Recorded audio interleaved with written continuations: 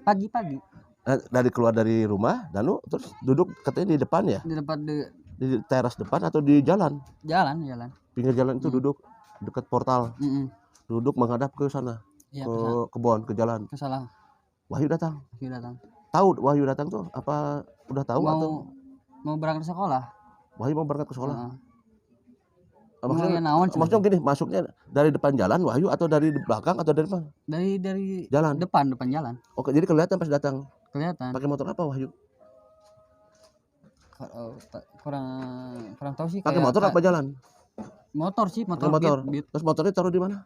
Kurang tahu motor Beatnya. Nah, waktu dia datang pakai motor, waktu Danu melihat ada Wahyu pakai motor, atau jalan? Motor. Wahyunya pakai motor. Lagi. Oh, pakai motor. Diparkir di mana tuh sama Wahyu motornya? Enggak sih Bang. Enggak ya. Oke, gitu. Halo, assalamualaikum warahmatullahi wabarakatuh. Jumpa lagi dengan saya Freddy Sudaryanto di channel YouTube Freddy Sudaryanto. Baik, masih seputar kasus Jalan Cagak Subang. Pagi ini saya akan coba sedikit membahas masalah salah satu saksi, yaitu saksi Wahyu. Seperti yang tadi disampaikan di awal, bahwa setelah Danu duduk di tanggal 17 ya, di tanggal 18 pagi itu duduk di sana, duduk di depan di depan jalan dekat portal, merenung di sana, datanglah Wahyu mengendarai motor. Informasi dari Danu mengendarai motor. Nah, sempat menanyakan kepada ada apa Nu, dan Danu menjawab bla bla bla aja ya. Nah, kata Danu bahwa katanya mau ke sekolah Wahyu. Nah, kita tahu di media ya, karena itu sudah umum, sudah tersebar di media bahwa Wahyu pada saat pagi itu ada di sekolah. Ya, di sekolah yang di sana. Nah, bertemu dengan Kosasi. Yang jadi pemikiran saya adalah pada saat datang ke TKP, melihat banyak orang, terjadilah hal-hal yang katakanlah suatu hal yang di sana peristiwa. Yang peristiwa itu pasti mengundang banyak perhatian orang. Orang tetangga saja pada pengen melihat. Ini kenapa saksi Wahyu kok berangkat ke sekolah?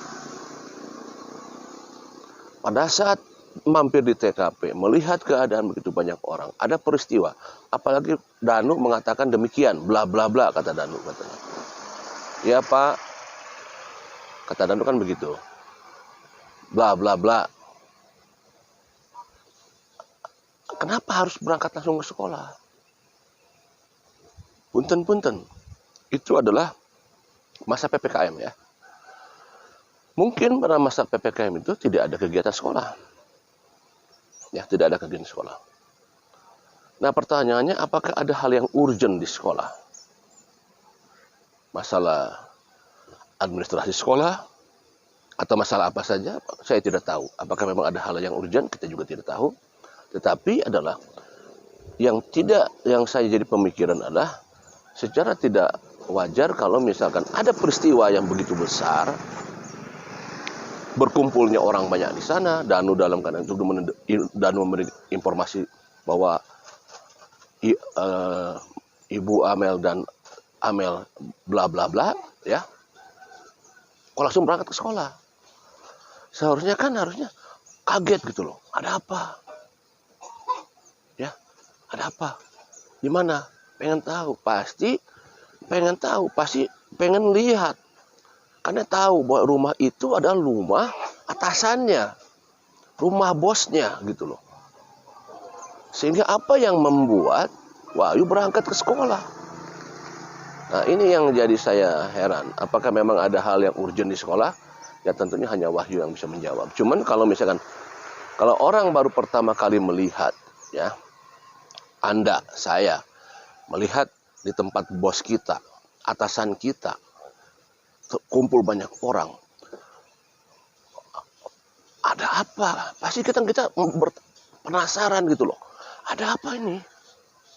Apalagi dapat informasi dari Danu Pak, Amel, Ibu, bla bla bla, ya. Apalagi dapat informasi itu udah pasti udah nggak akan lagi mikir ke sekolah. Punten ya, ini saya menggambarkannya saya ya. Tapi kan itu sekali lagi, apakah ada saya tidak tahu apakah ada keperluan yang urgent di sekolah, ya. Ada bahasa apa di sana, panen saya nggak tahu ya. Nah itu apa namanya,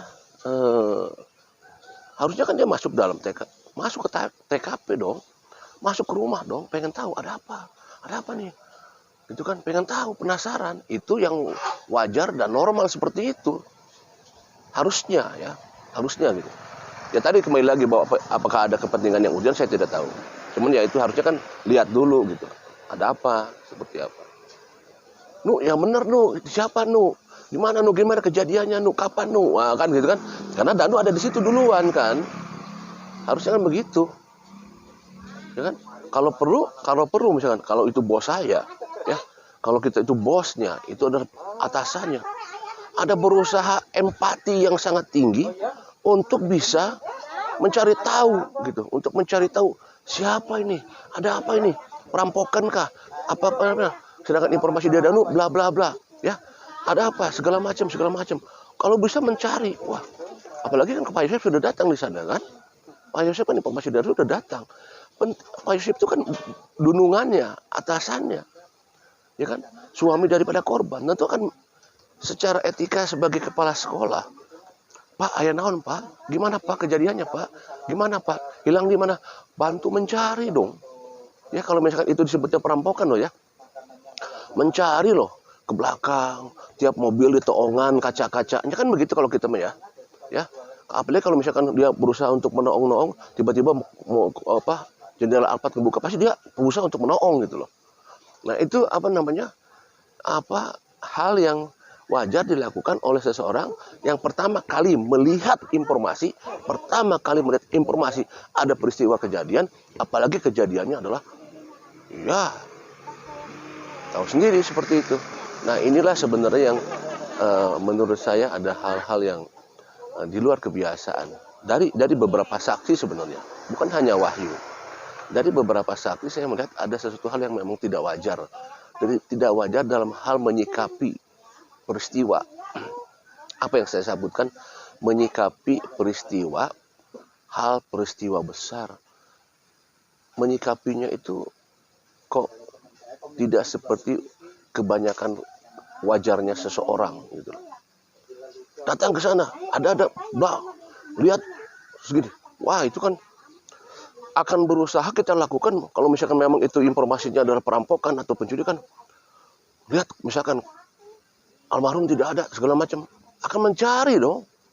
Segala sudut akan dicari, karena kan TKP itu kecil dan punya jarak jauh dari tetangga, kecuali kalau hidup di perkampungan yang rumahnya berdempetan ya, tetangga berdempetan rumahnya, mungkin mencarinya agak susah, agak panas. Tapi kan ini si rumahnya nggak jentul di tengah gitu loh, jauh dari tetangga.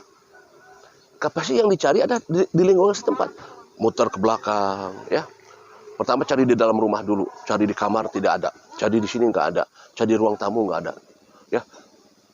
Atau misalnya kalau keparanya terbuka, cari kepara misalkan gitu ya, atau cari ke belakang ya kan, daerah rumah situ dicari ke belakang.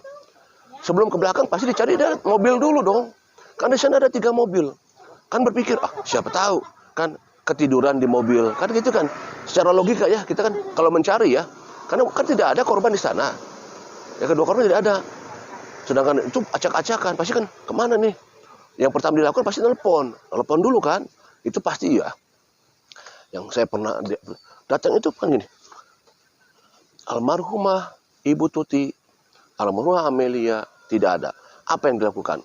Kita pasti punya kontak dong, orang-orang dekat dong, kontak nomor Bu Tuti, Ibu Amel, pastilah, nggak mungkin nggak punya kontak. Termasuk Danu juga punya kontak, Wahyu apalagi, pasti punya kontak, nomor telepon. Apa yang dilakukan? Pasti telepon duluan. Termasuk Pak Yosef juga harusnya kan, harusnya semua itu harusnya kan yang pertama dilakukan sewajarnya adalah menelpon dulu.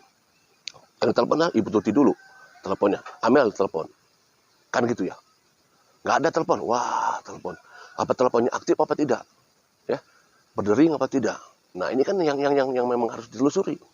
Nah, inilah sebenarnya yang saya lihat adanya ketidakwajaran dalam hal menyikapi peristiwa yang besar. Itu loh yang saya lihat. Nah, saya lihatnya kan dari video-video yang lama yang terlihat ya di sana, gerak-gerik dari beberapa saksi, ya, gerak-gerik badan, gerak-gerik mimik muka, gerak-gerik aktivitasnya di TKP pada saat melihat kejadian. Ini sangat luar biasa. Sangat luar biasa dan menjadikan pertanyaan. Menyikapi peristiwa dengan hal yang tidak wajar. Tetapi sekali lagi, pihak polisi hanya bisa menelusuri ini semua. Karena memang tidak ada alat bukti yang kuat menunjuk kepada seseorang yang melihat langsung peristiwa kejadian di jam-jam krusial. Tetapi bisa jadikan petunjuk ini semua. Tinggal ditelusuri saja. Kejar, telusuri, diurut. Ya, kita tunggu saja nanti pengakuan-pengakuan yang akan muncul. Assalamualaikum warahmatullahi wabarakatuh.